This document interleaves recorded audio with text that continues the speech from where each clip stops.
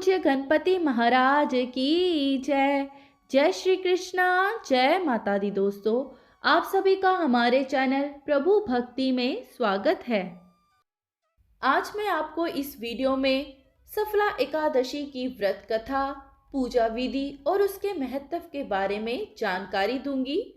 हिंदी में सफल शब्द का अर्थ है समृद्ध होना और इसीलिए इस एकादशी का पालन हर उस व्यक्ति को करना चाहिए जो जीवन के सभी क्षेत्रों में सफलता और खुशी चाहता है।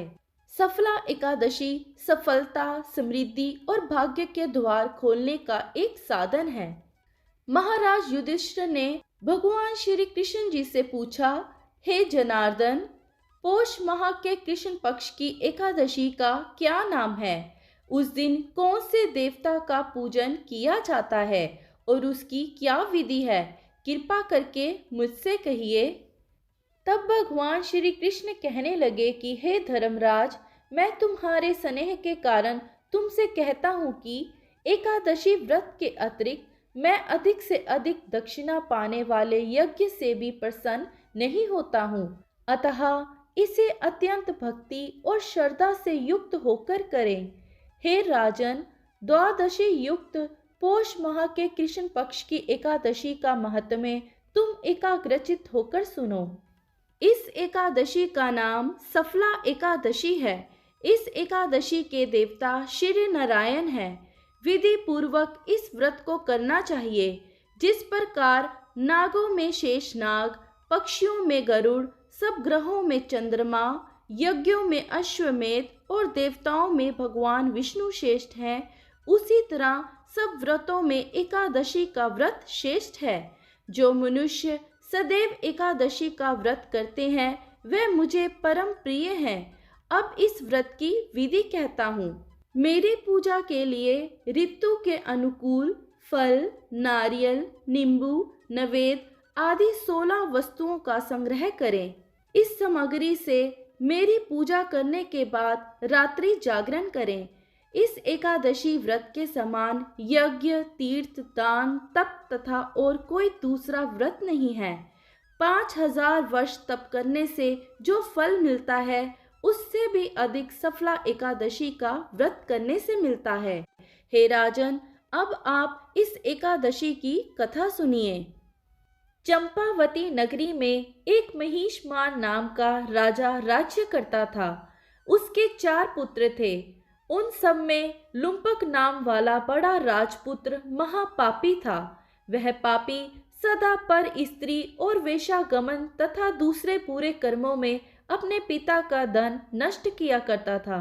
सदैव ही देवता, ब्राह्मण व वैष्णवों की निंदा किया करता था। जब राजा को अपने बड़े पुत्र के ऐसे कुकर्मों का पता चला तो उन्होंने उसे अपने राज्य से निकाल दिया। तब वह विचारने लगा कि अब मैं कहाँ जाऊं और क्या करूं। अंत में उसने चोरी करने का निश्चय किया। दिन में वह वन में रहता और रात्रि को अपने पिता की नगरी में चोरी करता तथा प्रजा को तंग करने और उन्हें मारने का कुकर्म करता। कुछ समय पश्चात सारी नगरी भयभीत हो गई। वह वन में रहकर पशु आदि को मारकर खाने लगा। नागरिक और राज्य के कर्मचारी उसे पकड़ लेते किंतु राजा के भय से छोड़ देते। वन में एक अति प्राचीन विशाल पीपल का वृक्ष था। लोग उसकी भगवान के समान पूजा करते थे। उसी वृक्ष के नीचे वह महापापी लुम्पक रहा करता था। इस वन को लोग देवताओं की क्रीड़ा स्थली मानते थे।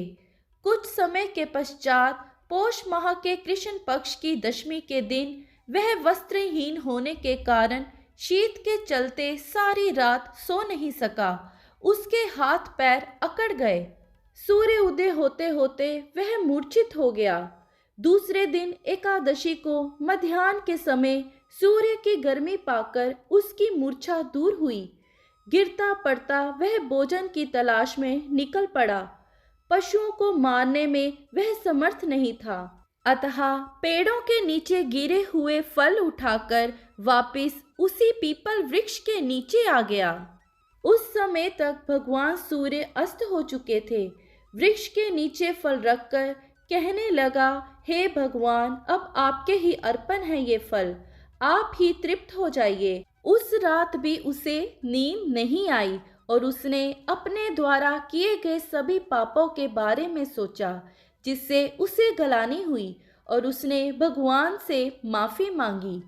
उसके द्वारा अनजाने में किए गए निष्काम उपवास एक पछतावे से श्री हरि को प्रसन्नता हुई और उन्होंने उसके समस्त पापों को क्षण भर में नष्ट कर दिया।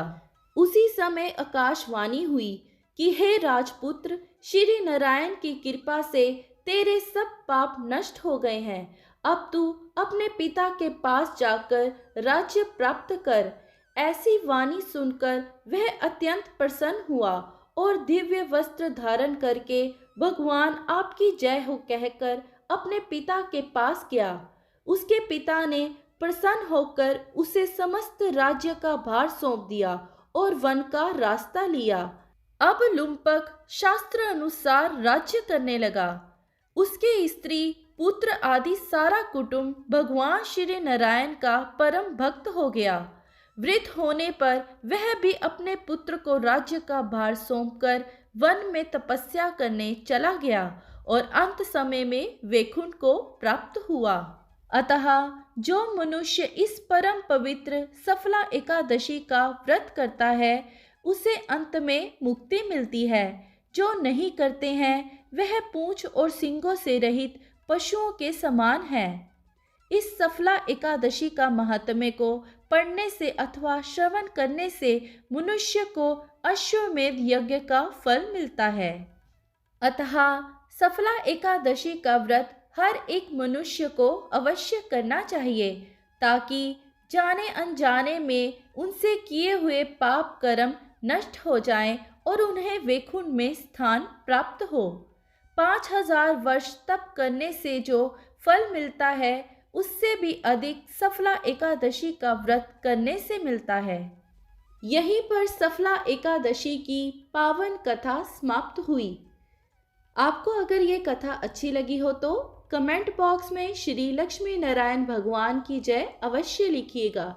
इसी तरह की पावन कथाओं को सुनने के लिए आप हमारे चैनल प्रभु भक्ति को सब्सक्राइब करें, साथ ही बेल नोटिफिकेशन को ऑन कर लें जिससे आने वाली वीडियो का नोटिफिकेशन आपको मिल जाएगा। आप सभी का दिन शुभ रहे। धन्यवाद।